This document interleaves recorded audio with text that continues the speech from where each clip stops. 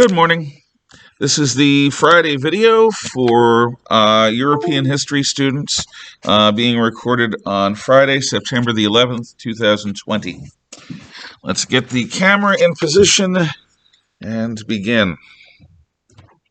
My ancient history students are undergoing my 2-week lesson on the historical backgrounds to the terrorist atrocities of September the 11th, 2001. It is a lesson that I first taught less than an hour after the attacks on September the 11th, 2001. Once I knew who claimed credit for the attacks, I knew why they had happened, and I began teaching a lesson that goes back to the prophet Abraham and his revelation of the divine, and that leads us through almost 4,000 years of history to the present day. 9/11 happened for very understandable reasons. The war on terror for very understandable reasons. You need not be mystified by the events of the world. The world is filled with events that are incomprehensible unless you understand the history. That's one of the reasons why you're taking this course, so that you can get a sense of how history motivates people all around the world, to good, to evil, to acts of significance and banality, everything in between. None of you were alive when the events of September 11th happened. My father-in-law experienced Pearl Harbor. He wasn't there, but he was a young man in high school, and he had friends, a few of whom died on the battleships that were sunk that day.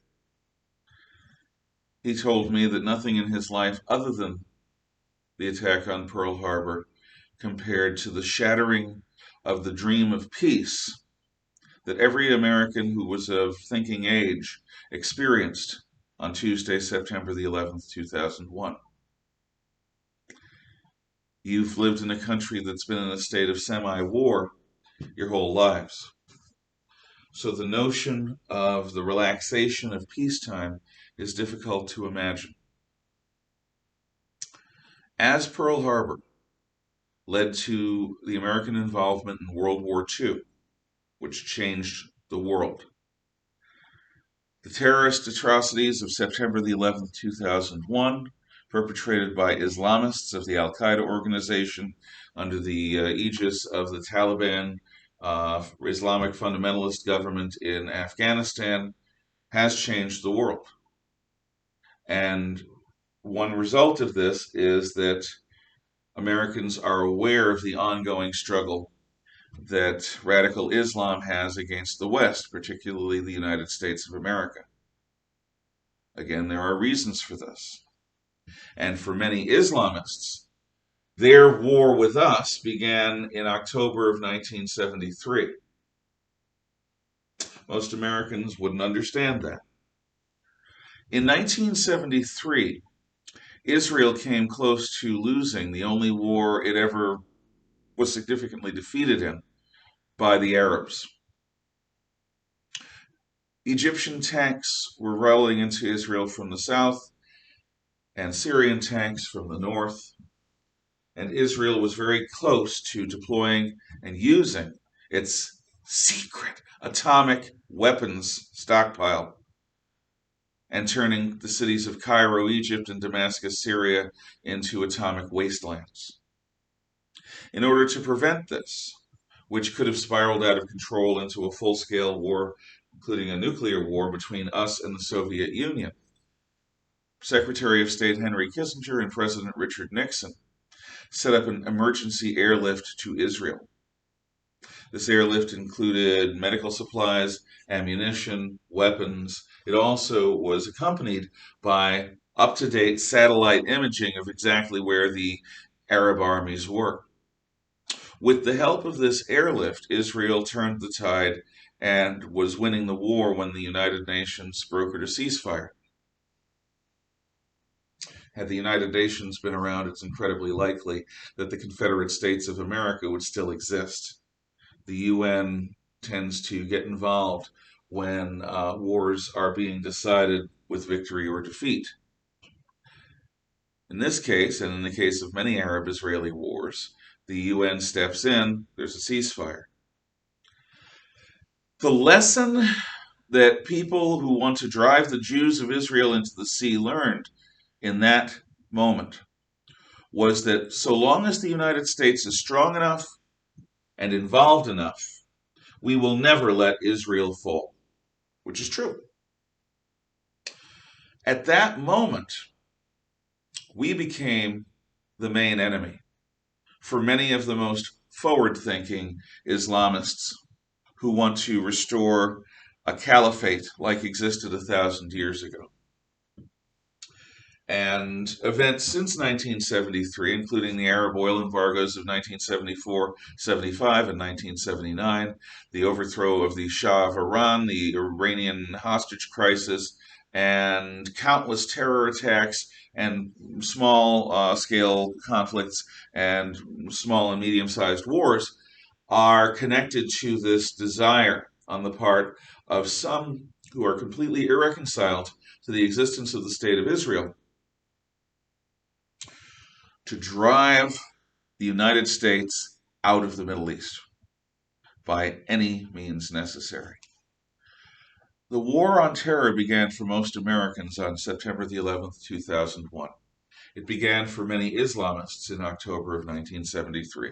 That is but one example of how history and an understanding of history can lead you to see the events of the world in a clearer light.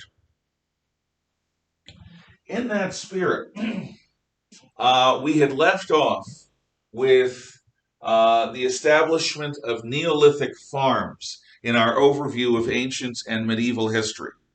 So now we're going to take off from there. Well, first off, just understand, no one that we've ever been able to talk to within historical time understands where the world comes from, how human beings got here, what the meaning of life, the universe, and everything is. So, being intelligent, curious beings, we speculate, we imagine, we receive insights that we deem are revelations. And from the earliest of times in caveman savagery, we imagined compelling answers that explain why. Why? Why is life the way it is? Why is the universe the way it is? Why is it all as it is? And in the course of this, every group of people that's distinct comes up with their own set of myths that explain these things. Their faiths, their ideas, their philosophies. But I call them myths not because I want to denigrate them, but because they're not history. They're legends. They try to explain the inexplicable. Creation myths, for example, Genesis chapters 1 and 2, are not about really telling how it all happened. They are about explaining why it is as it is. And that need for an explanation of why is one of the things that distinguishes sentient human beings from every other creature that we know of in the universe. It's entirely possible that whales are singing their songs in sort of collective poetry, trying to explain life, the universe, and everything. But since we can't speak whale, we are stuck just hearing them as sounds. The only creatures that we know of that wonder about these things, the meaning of life, is us, thus far. Myths are a noble human effort to try to figure out why we live in a world that is so strange, so violent, so surprisingly illogical. It's about how. we can cope in such a world. So the ancient traditions, including the creation stories from every major religion, culture, and philosophy, are less science textbooks and more wrestling with meaning. And if you see them as that, you can learn a lot about the human spirit. Anyway, as the Paleolithic nomadic hunter-gatherers begin to settle down in places, the first places are places like at Jarmo in Syria. The Middle East was one of the first places where people began to develop the sedentary farming lifestyle, staying in one place, concentrating on that one field, and focusing on it. And from that point, the real world ends up becoming smaller. While the Paleolithic hunter-gatherers traveled widely from place to place, terrain to terrain, the most farmers, from the time we start establishing farms, villages, towns, and cities, up through the 19th century Industrial Revolution, most farmers spend the majority of their lives within 40 or 50-mile radius of where they were born.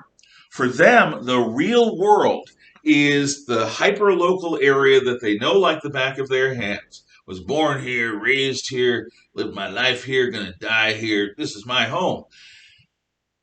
In combination with the vast expanse of the nighttime sky. This is why astrology gains such credence. Because for people whose perspective completely lacks a sense of medium range between the hyperlocal region and the nighttime universe, it makes sense that the stars influence and reflect events here on Earth. So we develop farming. And as more farmers develop their techniques, we have settlements for people who aren't farmers, craftsmen, warriors, priests, kings. As time goes on, these settlements, hamlets, thorps, become villages, become towns, and then they become cities. Now, before cities, human cultures thrived. A culture is any group of people bound together by certain core beliefs, like why the universe is the way it is, what is right, what is wrong, what is good, what is evil. Most cultures around the world have taboos against cannibalism and incest because, on both of them. Cultural beliefs are not things that we can agree to disagree about casually. We've already talked a bit about this. So any group of people bound together by significant core beliefs about the meaning of life, the universe, and everything, there's a connection to religion, every one of those could constitute a culture or a subculture. All civilizations are cultures, but not all cultures are civilizations. Let me explain. A civilization, the root word of that is civitas, from Latin meaning city. A civilization is a culture with 5 characteristics that other non-civilized cultures simply don't have. The first is the building of cities. A city is any settlement so large that if trade breaks down, most people would die. If you were to reduce us in North Idaho to our own devices and seal us off from the world, no power, no money, no shipments from anywhere else, because there's so much wild land, it is feasible that most of us, a majority of us, might survive. As we move back onto the land, get engaged in subsistence farming and ranching, in fishing and hunting, just trying to stay alive through our own skills, it is conceivable because we have relatively few people per square mile. Not in Coeur d'Alene, but in the entire northern area of Idaho. However, if the same thing were to happen, trade were to break down in my old neighborhood in the Bronx, or in Seattle, or even in Spokane, most people would die because there simply isn't enough room. Now, in reality, were that horrible thing of trade and electricity and civilization breaking down, were that to happen, the people of the cities would surge out of the cities and swarm across the countryside like invading armies. It would be what the Germans called a Volkswanderung, which is the movement of an entire people. And so they'd bring a lot of war and chaos with them because they'd want to take what the country people had. A city is a group of people so densely populated that if trade breaks down, most people would die. Why are cities important to civilization? Because cities require us to solve certain problems. If you don't solve problems of culture and customs to allow people to live close together without killing one another for being so damn annoying, if you don't solve the problem of clean water and of sanitation, what to do with the massive amount of human waste, if you don't solve problems of how to do exchanges in trade, if you don't have law and order, that's a basic one. Law and order. Anarchies do not have cities. Cities don't last. They burn. If you don't solve these problems, you don't have cities. So all cultures are civilizations that have successfully solved the problems of how to make an urban environment where people can survive and thrive. So cities. One aspect of civilization, in addition to cities, is specialized labor. People who do just one thing well enough to get paid for it. Not everyone has to do everything necessary for their own survival anymore because I can teach and I make enough money to eat, and a farmer can can grow food, and he can pay me to teach, and he can pay the mechanic to fix his gear, and he can pay the entertainer to make his evenings brighter. We exchange our skilled services for money, a universal means of exchange. And that universal means of exchange allows for specialized labor. So, cities, specialized labor. Writing. We talked about writing and its importance. With writing, you can communicate precisely over vast distances of time and space, and you can coordinate a lot of activity in, again, precision. You can build things together according to blueprints. That's writing. Advanced technology. You cannot maintain a city if you do not have technologies that bring water in that's clean and water out that's foul, that allows people to heat their homes in the wintertime without burning the place down. You need certain technologies. Also, you need to defend the city against the raiding barbarians outside. There's always someone who wants to take what you have, if what you have happens to be good. If whenever you have treasure, you have the never-ending duty to protect that treasure from thieves. So the city needs to have a military to protect it from the outside enemy. And it needs to have a police force and courts of law to protect the residents of the city from the enemy within the walls. Finally, in addition to a culture with cities, specialized workers, writing, and advanced technology, you need complex institutions of society, and they include the family, which teaches the basic lessons of life, how to behave. If the family fails to teach these lessons, and then schools may, if you have schools. Not all societies have schools, but all societies have some way of passing knowledge down from one generation to the other. Sometimes it's done through the family, sometimes it's done through the village, sometimes it's done through the church, sometimes the government gets involved, and that's where our form of schooling comes in. But if you don't learn from your family how to hack it in life, and if you don't learn from schools how to hack it in life, you will encounter the justice system and then be in the hands of the prison system. Basic lessons of life are taught at the family level. Family's an institution. What's another institution? Well, faith, religion. You need a group of people to remind everyone what their core beliefs are. That's one of the jobs of every religious organization and every religious grouping within every society on earth, to remind us of what we have in common, of what we share in common. The other thing that religion does is it helps people deal with the big questions in life when they've been socked in the gut by the death of a loved one, or the sickness of a loved one, or the birth of a loved one, or suddenly becoming married, or any of the other big life-changing things that happen. Faith can offer comfort and can offer explanations as to why on earth this had to happen to me. So, family, faith. Government has two basic jobs: to protect you from enemies within and without. So the primary duties of government are policing and law enforcement and the military. That's the basic. Governments can choose to do other things. People can choose to have government do other things. But if you have a society that does not have somebody enforcing the rule of law and protecting the society from enemies outside, that society will not last. It will be taken down and consumed by parasites. I could go on, but you get an idea of what complex institutions are. So that's what cultures are. And the first that's what civilizations are. And the first civilizations developed in the river valleys. The first one is in southern Iraq, Sumer, which is near where the Tigris and Euphrates rivers debouch into the Persian Gulf. Egypt.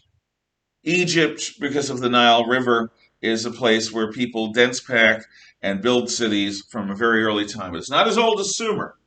The Chinese river valleys of the Yangtze and Huanghe rivers. The Yangtze and Huanghe river valleys were first colonized and settled and had early cities built after Mesopotamia at about the same time as ancient Egypt.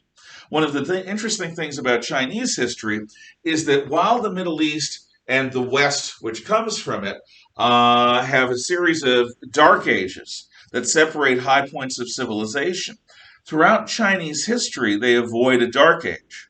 From the earliest of times to now, there's been an ongoing civilization there. When barbarians come into the West, they destroy the society, and the West has to rebuild from scratch. When barbarians come into China, they're absorbed into Chinese culture like a sponge. The first generation are scary, scary conquerors. The second generation appreciates the wealth and comforts that Chinese servants can give them. The third generation are indistinguishable from other Chinese.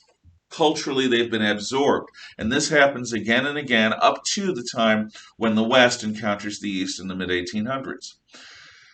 So, the only other river valleys that we know of that have earliest civilizations are along the Indus Valley, which is now in Pakistan. We used to be in the cultural region of India. But these city-states, Harappa and Mohenjo-Daro, were destroyed by barbarians, and their knowledge was completely lost. We don't know how to read their writing. We can just see the remains of their cities. Why settle in a river valley that's going to flood every year? Because it will flood every year. It's all in how you look at it. Flood! Flood! See? It's all about your attitude. Well, actually, our ancient ancestors were not stupid. They were not numb as hakes. Why would they do this? Why would they settle in a river valley? Because of the fecundity of the soil. Fecundity is a fancy word for fertility. When you have a river belching a bunch of yucky muck onto the shore during flood season, and then the floods recede, that muck is the collected aggregate dead stuff that's fallen into the river and begun decomposing. And there's a certain vampiric nature to all life in that we feed off of the remains of other life. So the dead animals and plants, people that were in the Nile decompose into this river muck, which coats the land. And then you fold that river muck into the land through plowing, and it makes for incredibly fertile farm fields. The same thing is true in the Tigris and Euphrates valleys, in the Indus Valley, and in the Yangtze and Huanghe valleys of China. So we settle there. And there's this belt of civilizations from the Middle East, in other words, from Southwest Asia, all the way over to East Asia and China. It's this sort of belt. And that belt is going to continue to play out through history. Now, around 500 BC, around 2,500 years ago, the Achaemenid Persian Empire unifies the ancient Near East. It comes from Persia. In fact, they are Persians. They're Iranians. They're Aryans. That's all the same thing. So the Aryan Persians from Iran conquer under the Achaemenid dynasty, conquer the Medes. They conquer Mesopotamia. They conquer Syria. They conquer Egypt. They conquer Anatolia, which is basically Turkey or Asia Minor. And they conquer everything basically to the Hindu Kush and into northwestern India. Massive empire. And considering how slow communications were in those days, one of the biggest empires ever produced by human beings. So the ancient world, pretty much west of India and east of Libya, has put all of its eggs into one basket. This giant world empire, and Persia was a very effective empire. The Jews considered Cyrus of Persia to be an agent of God because he freed them from the Babylonian captivity. However, the Persians were moving westward from Asia Minor into the Balkan region of southeastern Europe.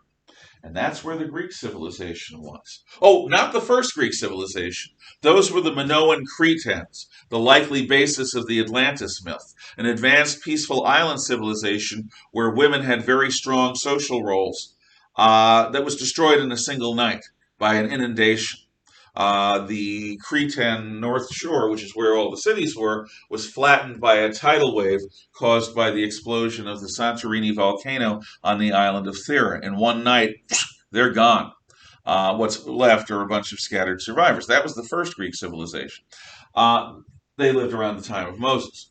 The second Greek civilization is the Mycenaean Greeks. These are the folks who are more primitive than the Minoans. They live on the mainland and they build citadels, which are sort of fortressy homes of cyclopean rocks. These are big rocks. How do they move them? We're still figuring it out. And these are the folks that actually fight the real Trojan War that Homer later rhapsodized about in his Iliad. The actual Trojan War did happen, although we don't know any real details. An archaeologist named Schliemann insisted that it was real. He was laughed at, and then he discovered Troy, an ancient Troy with massive walls that was around the right time. But the Mycenaean Greeks are not the Greeks that the Persians encounter. They're conquered by the Dorians, who bring on a dark age that lasts 400 or 500 years.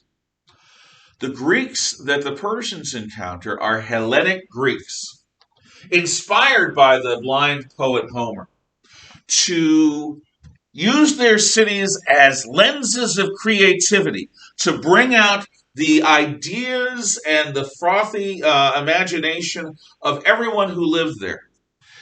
These Hellenic poli, which develop around 6 or 700 BC, all have agoras, which are great marketplaces of goods and services, but also ideas where people could come and philosophize and teach and tell stories. They would have an amphitheater, which is a giant stone ear put on its side where you'd have people on stage, and the hillside benches are designed to cup the sound and make it possible for people in the back row to hear the actors clearly, as long as they projected their voices.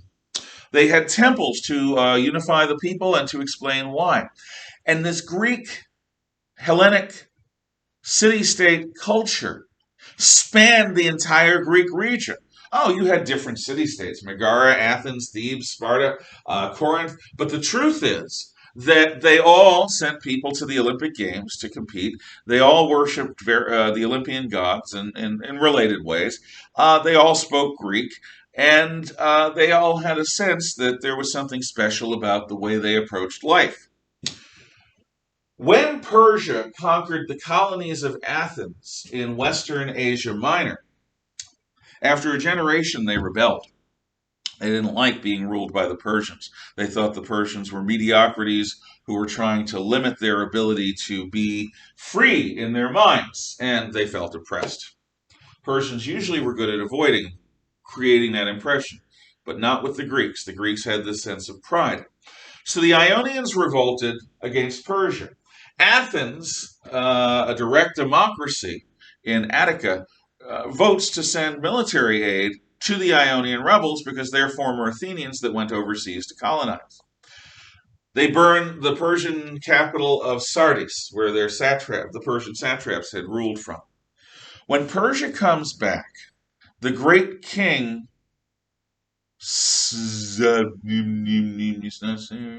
Darius, the great king Darius, or Darius, decides that he is going to show the Athenians and the rest of the world a lesson of what happens when you bleep with Persia.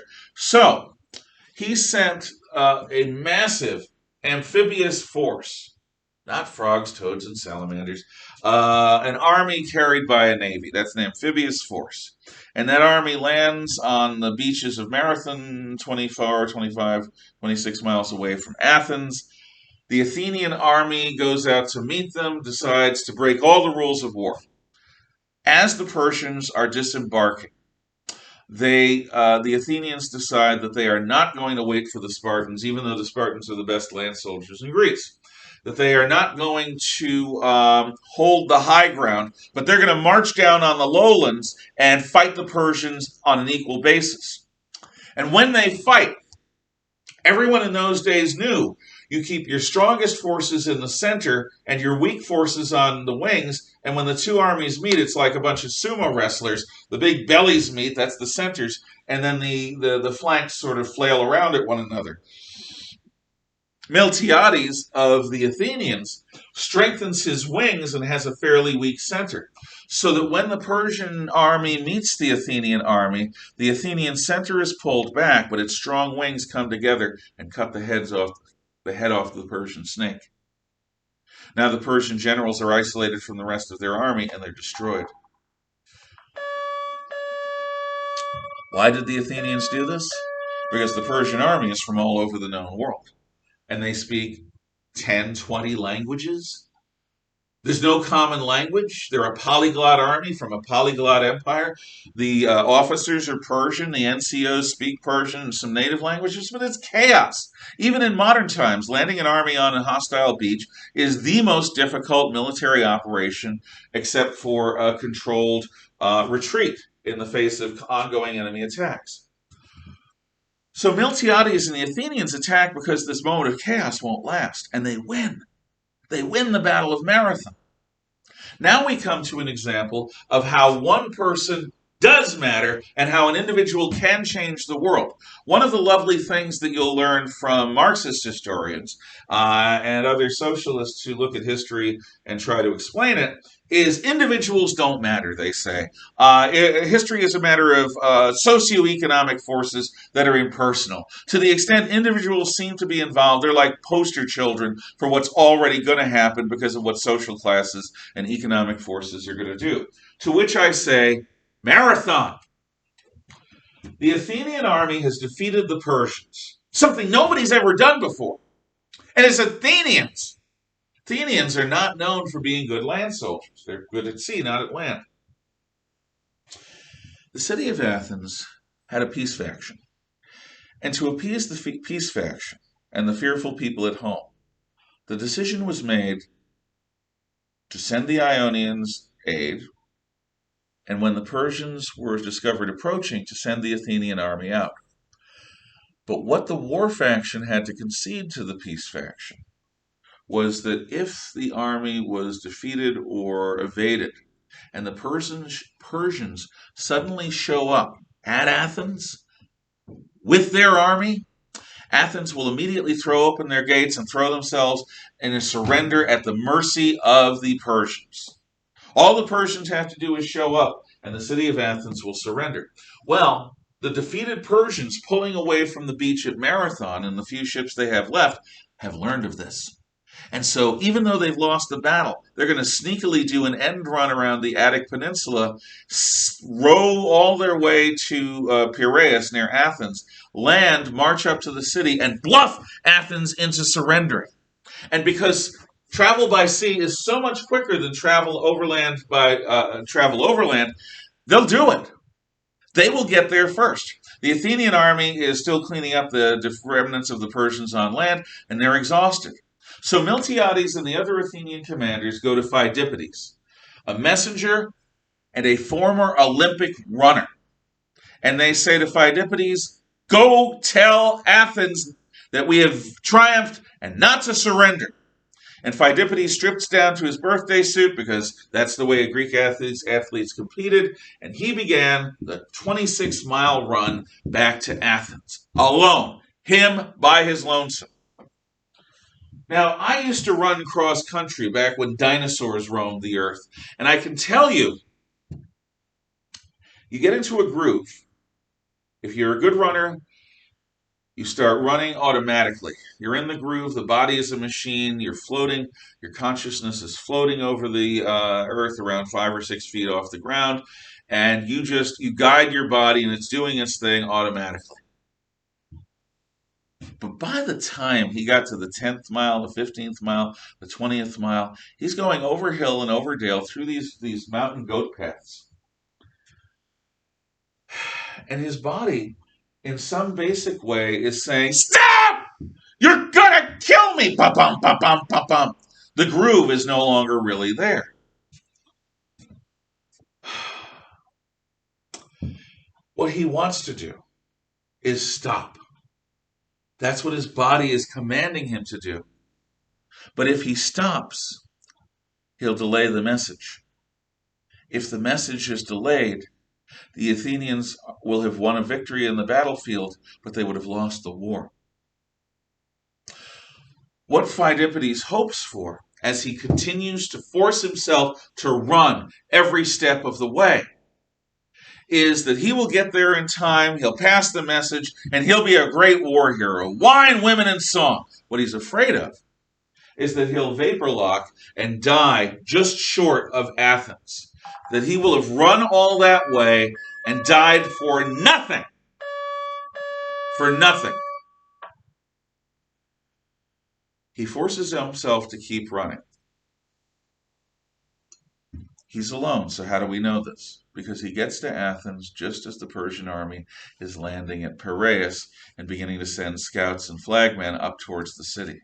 The Athenians are getting ready to open the gates. They have the white flags and they're ready. They're in the process of getting them to be put up. Pheidippides crosses the ridge, runs towards the walls, shouts, "Don't surrender! We have triumphed in battle!" and dies. The message is received. Athens does not surrender. The Persian bluff fails. They go back home for 10 years. Why does it matter? Aside from the fact that it inspires the marathon race. If Athens had fallen after the Battle of Marathon, there would have been no golden age of democracy. There would have been no inspiration to the Roman Republic. There would have been no Alexander the Great, because the Persians would have ruled Greece. All of Western civilization would have been aborted, would have been stillborn. There would have been none of it. With no Western civilization, there would have been no voyages of discovery in the 1500s, 14 and 1500s. There would have been no European conquest of the world. Every single person on this earth would be living in an alternative history where Persia had conquered Greece early enough in its history that Western civilization itself would have been stamped out. Who knows what the life of Christ would have been like? Who knows what Islam and the Prophet Muhammad would have been like? Who knows what the fate of Judaism would have been? Who knows what any of the things that have come in history, the entire history of every person on the planet is affected by Western civilization, and Western civilization simply wouldn't exist if Pheidippides hadn't done that. This is one of many examples of how one person, one individual can change the world. But because Pheidippides succeeds, there is a golden age in Athens. There is the building of the Parthenon and the Acropolis, Pericles. There is also a Peloponnesian War. There is a fractious Greece conquered later by Philip of Macedon. His son Alexander avenges his assassination and then marches east and in a dozen years conquers Persia. He is the Lord of East and West, the only person in human history to rule the most dominant Asian and European countries simultaneously. But then, just after conquering, he dies at age 33. His empire splits into the Diadochi kingdoms, hostile Seleucid, Antigonid, and Ptolemaic kingdoms. But the cultural legacy of Alexander is Hellenism, a Reese's peanut butter cup blending of peanut butter and chocolate, of Asian Persian civilization and of Western Greek civilization. And Christianity is an example of a Hellenistic faith. It blends the Judaism of the East, of the ancient Near East, with Greek ideas, and the Christian faith, as we understand it, comes from this blending of East and West, definitely inspired by Alexander. Where we're going to leave things today is at the birth of Rome. So, what has Greece given us in the West? A love for creativity, a sense of personal excellence that we have to aspire to, the great Iliad and Odyssey legends, the plays of Euripides and Sophocles, democracy, philosophy, tragedy, comedy, basics of science, atomic theory. What have the Greeks ever done for us, aside from yogurt and heroes? Oh, there's a lot. Greece is one of the grandparents of Western civilization. Without Greece, we wouldn't exist as we are, as I referenced with Pheidippides. And just try to imagine a human being who only has three grandparents. It's impossible. You lose a quarter of your heritage. You don't get born. Greece is a fundamental building block of our civilization. Anyway, thank you. I hope to see you next week. And I hope that you do this along with your Chapter 13 work in the new format. Have a great weekend.